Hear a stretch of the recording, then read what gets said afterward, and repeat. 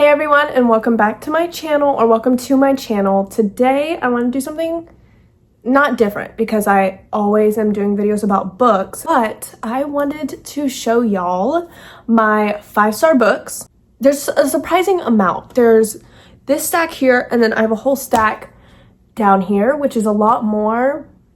I thought I was a little more picky. I'm more picky this year, but I wasn't as picky a few years ago. I wanted to go through all the books that I consider to be 5-star reads, tell you a little bit about them, why I love it, and hopefully convince you to read them. This will be spoiler free as best I can. If I do give a spoiler, then I will just bleep it out. So no worries, there will be no spoilers. I think I want to go by genre, like romance, fantasy, which is the only genres that I really have in here. So I have a lot of fantasy. That's gonna be, I wanna save that for the end because those are my favorite books. So let's start with like the miscellaneous, which is gonna be like dark academia. I think I have some of those in here. Yeah, let's get started. This is me convincing you to read my favorite books. Wow, so I have like 0 full romance in these stacks, but I do have some random genres in here, but not enough to classify it as its own genre. So let's just get started. Don't lose faith in me. If anything, stay with me until we get to this stack, okay? Bear with me. I will start with a book that I read years ago. I would even say that this was really what got me back into reading. I read this in junior high. It is 3 Dark Crowns by Kendra Blake. You may have heard of her from Anna Dressed in Blood, or I think she just released a book called All These Bodies. This is what I know her from. This is a 4-book series and it has a novella. If you have not read this book, what are you doing? I don't know if it's classified as young adult or like junior high, but I read it whenever I was like kind of in like 9th grade, 10th grade maybe, but it's so good. I don't care what age range it was supposed to be for. Let me just tell you what it's about. In every generation on the island of Fenburn, a set of triplets is born. 3 queens, all equal heirs to the crown, and each has magic. But they don't grow up together. They grow up in their respective houses, whichever magic that they get. So there's one who is a elemental, one who's a poisoner, and then there's a naturalist. Okay, but there's so many twists, so many turns, because obviously these 3 sisters have to kill each other. They never met each other, but wouldn't you be curious about who your sister is, and do you really want to kill her? So I highly recommend this series. It is so good. Please read it. Just based on that, I feel like this may be a long video because I'm really getting into it now. These are the books that I think are underrated, but I rated 5 stars, so I think, yeah. Obviously, I've been saying this the whole time. You should read these. Circe by Madeline Miller. This obsession just got way worse because I just discovered Epic the musical the other day. Obsessed with it. I've already listened to all the songs. I'm already learning them.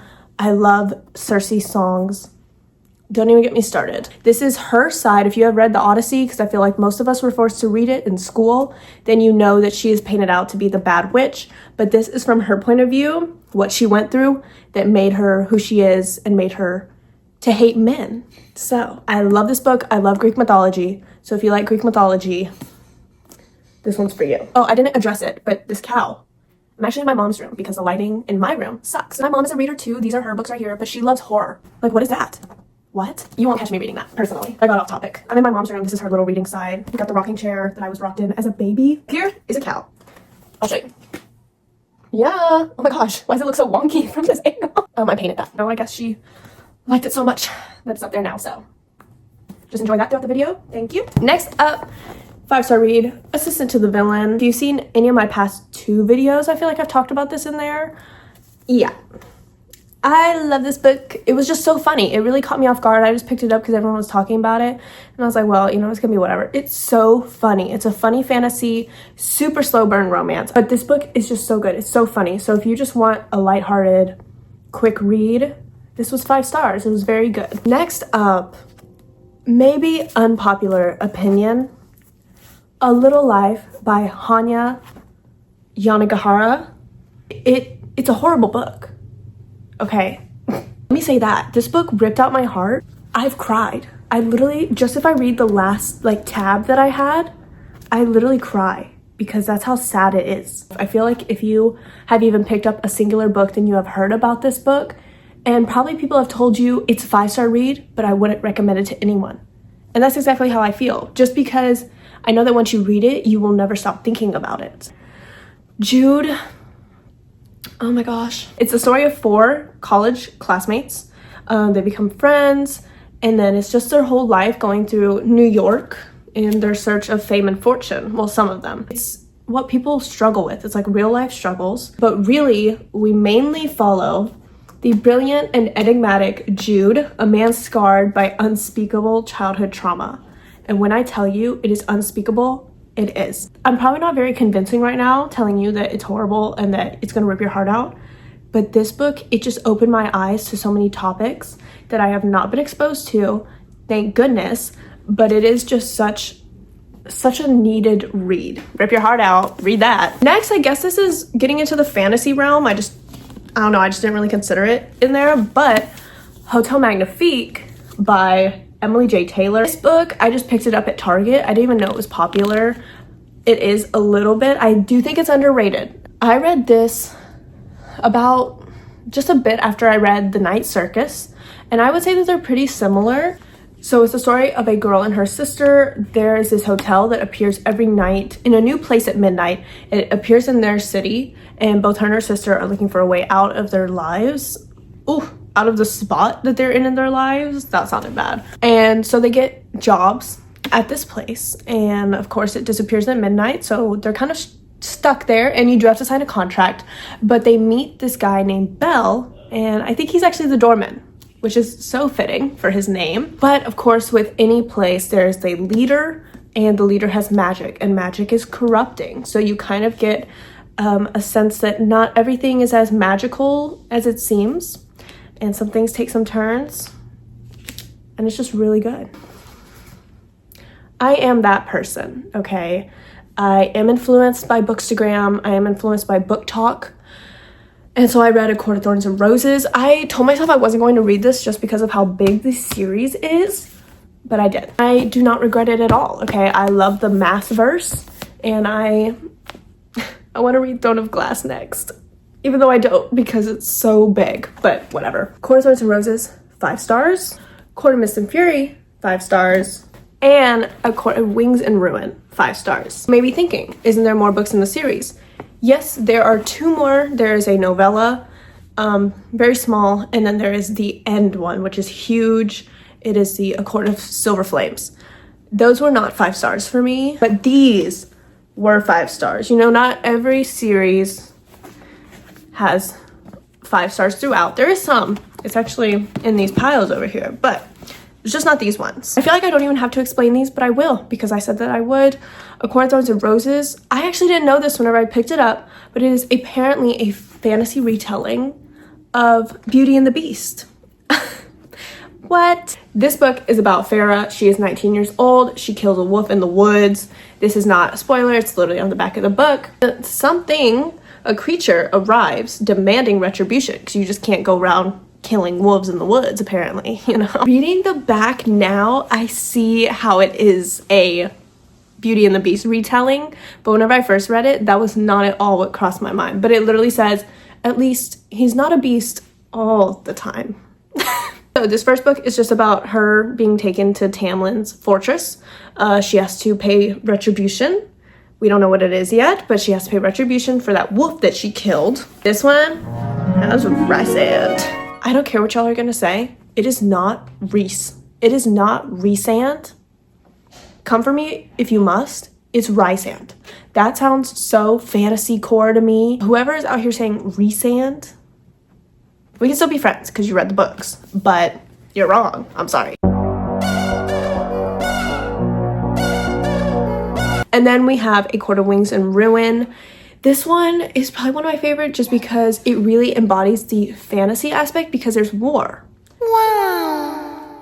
I feel like a fantasy like this has to have a war in it, and then when it did, it was done so well. Again, I know I'm basic. Fourth Wing by Rebecca Yarros. I am actually getting my order for Onyx Storm tomorrow, but I have work, so I can't read it when it comes in. I was also hesitant about this one because I heard so much about it. You build it up in your head and then it's not what you expect. This book is really good. This book is 5 stars. It is a girl. She's 20. Her name is Violet. She was supposed to enter the scribe quadrant, but being different, she wanted to be in, why do I actually forget what it's called? The Dragon Riders, the Elite Navarre. All I can say is I was really dragged into this world. I feel like, of course, dragons is the epitome of fantasy. So the fact that there's dragons in here really brings you into the world and makes you think, oh, this is fantasy. I love the way it was done. I love Zaddy. I love the characters, love Riddick. I love a good banter. I need something funny in a serious book. So that was really good to have that in there. So I just highly recommend this. Can you guess what it is? This series is Shatter Me. The first book, we are introduced to Juliet. She is in a prison when we start out. No one knows that her touch is fatal, but the reestablishment, which is the kind of like evil government in here, has plans for her. And then that is also when we meet Warner and Dane. One you love, one you hate. So, up to you to read and then decide. Whenever I read this and people were like, yeah, you're supposed to hate this character, I was like, how? I love him. Like, he's amazing. And then you get to like the third book, the second book, and yeah, I hate him. So it did work. It did work out.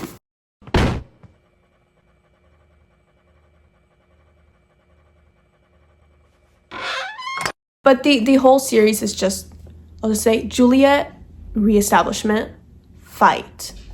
That's all you need to know. There is also 3 novellas. I've read them all. My absolute favorite is the very last one. Believe me, there is a new Shatter Me book coming out. I think it's just a spin-off.